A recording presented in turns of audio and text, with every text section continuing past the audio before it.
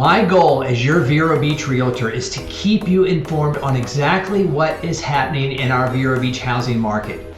And in this update, we review our inventory, our sales, and we dive into the top 7 leading and lagging market indicators that I use to track the health of our local market. This is your Vero Beach October market update.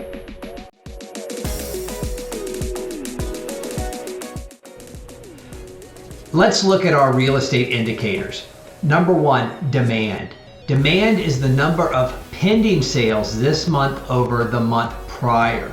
And in Vero Beach, demand is up with 335 properties under contract in Vero Beach. That's an increase of 27% from 2021, 55% from 2022, and 31% from just last month. So with that many sales in September, how is that affecting our inventory? Well, number 2, active inventory. As of October 1st, there are 718 properties, homes and condos for sale in Vero Beach that are in the active category, and there are another 41 properties in the coming soon category. This is a reduction in inventory of 7% from August and a reduction of 22% since January. So as you can see, we had a peak in our inventory in the month of March, and it has been on a downward slide ever since. Our number 3 indicator is price reductions. Of the 718 active listings, there have been 61 price reductions in the last week. The median dollar amount of those 61 price reductions was $20,000. Take into consideration that the median reduction ranged anywhere from $50 to $500,000. And if you're wondering how these statistics will affect the value of your home, or if you are considering selling and are trying to determine a realistic list price, I have an exceptional tool that I've been using. Many people like to use Zillow or Redfin for this, but those automated value systems are depersonalized and they don't understand the quality of your view or the improvements that you've made. If you click on the link below, it will take you to my website where you can put in your address and it will generate a very accurate automated valuation that you can continue to follow in the weeks and months ahead. Let's get back to our indicators. Our number 4 indicator is mortgage rates.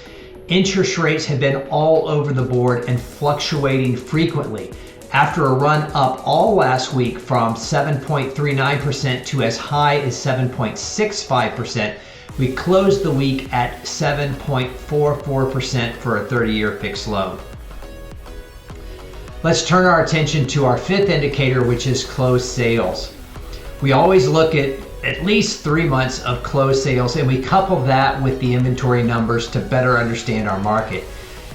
In July, as you can see, there were 223 sales. In August, there were just 187 sales, and in September, we closed the month out with 163 sales. Now, this downward trend is nothing new. As we move out of the winter selling season, we see the number of properties sold reduce each month until January, where we regain inventory and buyers and sales pick up rapidly. This may not have been our trend over 2020 through 2021, but we got back on track last year and we remain in our typical cycle now. So don't expect sales to start increasing month over month until we get back into February, where we will have more inventory, more buyers, and more opportunity. Number 6, days on market. This is how long it takes a house or condo to sell from the time it hits the market in the MLS until keys change hands at the closing table. For properties that were listed under $500,000, that time runs around 92 days. For those properties between 500 and $1 million, they stayed on the market for on average 100 days or 3 months. While those listed over 1 million, their current days on market is roughly around 119 days or 4 months from listing to closing table. Now, our typical time from contract to close is 30 days, so if you're so inclined, you can cut each of these numbers to guesstimate roughly how long each sat on the market before it actually went under contract. Those numbers roughly seem to run around 60 to 90 days. And finally, the number 7 indicator, it is our selling season.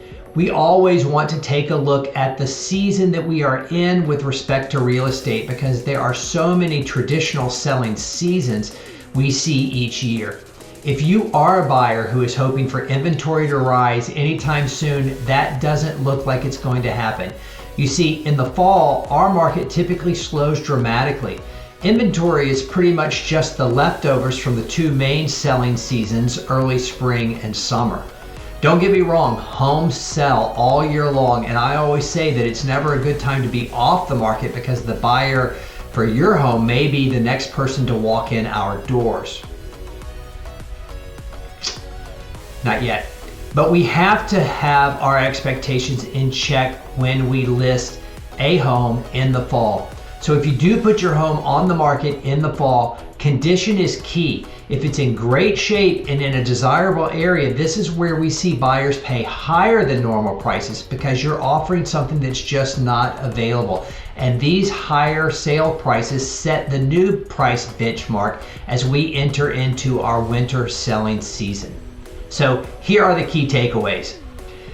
As we head into our last quarter of 2023, you will see the inventory remain limited until we get into mid-January, where you will see the highest number of listings come on the market at higher prices.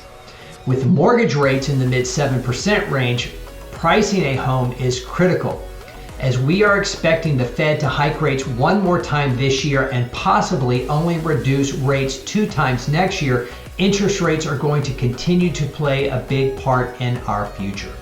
So as always, if you have any questions about buying or selling a home in the Vero Beach market, feel free to shoot me a text or give me a call at 772-539-1980. Follow me on social media and check back every Monday for our weekly market updates. I'm Tripp Hernandez with Dale Sorensen Real Estate in Vero Beach, Florida. Thanks for watching, and have a great week.